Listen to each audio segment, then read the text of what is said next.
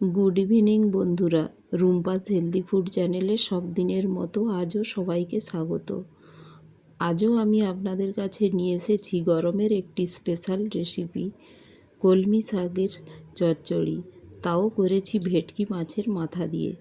তো ভেটকি মাছের মাথা দিয়ে এইভাবে যে কোনো মাছের মাথা দিয়েই বানাতে পারেন। আমার কাছে ভেটকি মাছের মাথাটা ছিল, তাই ভাবলাম এটা দিয়েই বানিয়ে নিই।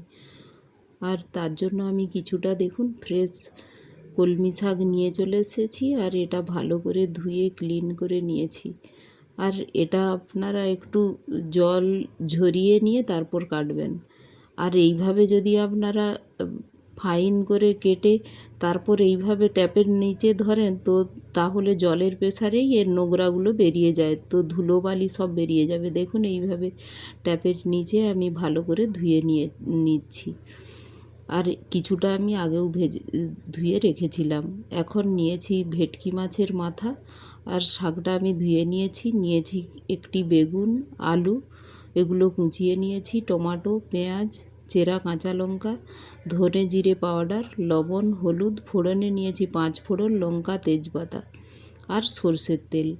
এখন আমি কড়াই বসিয়ে দিলাম, আর ভেটকি মাছের মাথাটা আমি ভেজে নিচ্ছি। দুটো মাথাই আমি একসাথে ভেজে নিচ্ছি, আর এক পিস মাথা দিয়েই আমি তরকারিটা করে নেব। এখন ওই তেলের মধ্যেই দিয়ে দিলাম 5 ফোড়ন, লঙ্কা, তেজপাতা ফোড়নে, আর দিয়ে দিলাম সাথে পেঁয়াজ কুচি।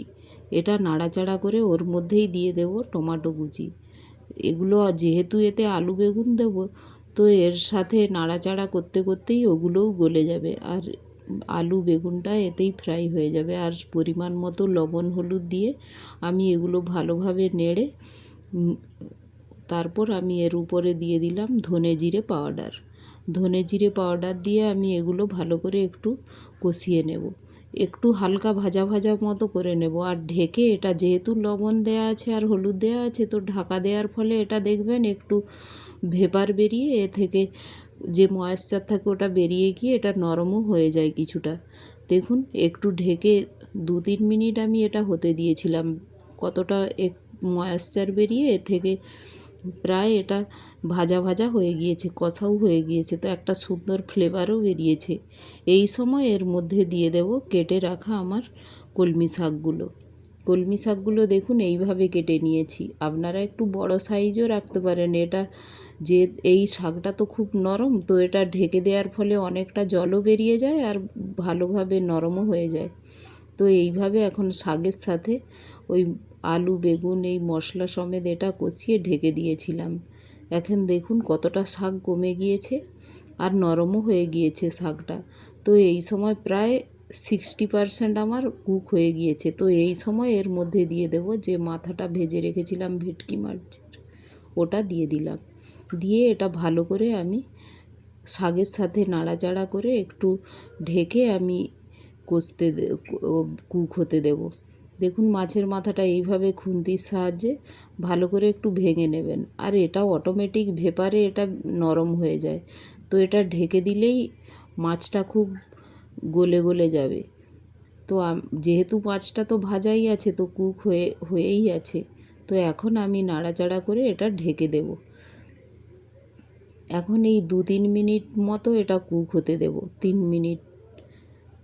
মিনিটের মতো আমার হয়ে গিয়েছে। দেখুন কতটা জলও বেরিয়ে গিয়েছে শাক থেকে। তো এইভাবে অবশ্যই একবার বানাবেন। আর এই যে আমি দেখুন বাইরে থেকে একদমই জল ইউজ করি না, শাক থেকে অনেকটা জল বেরিয়ে গিয়েছে। আগে আমি জানতাম না কলমি শাক থেকে যে এতটা জল বেরায়, তো আমি জল দিয়ে দিতাম আর হতে অনেক সময় লাগতো। দেখুন একটুও জল দিই না, কিন্তু আমার রান্নাটা প্রায় কমপ্লিট। আর এটা নাড়াচাড়া করে আমি এখন এটা ভালো করে ঢেকে একটু ওয়েট করব। দেখুন একটু পরে এটা আরও সুন্দর হয়ে গিয়েছে। তো এখন একটি পাত্রে আমি ঢেলে নেব। আর এটা খেতে এত সুন্দর লাগে, অবশ্যই একবার বানাবেন এইভাবে।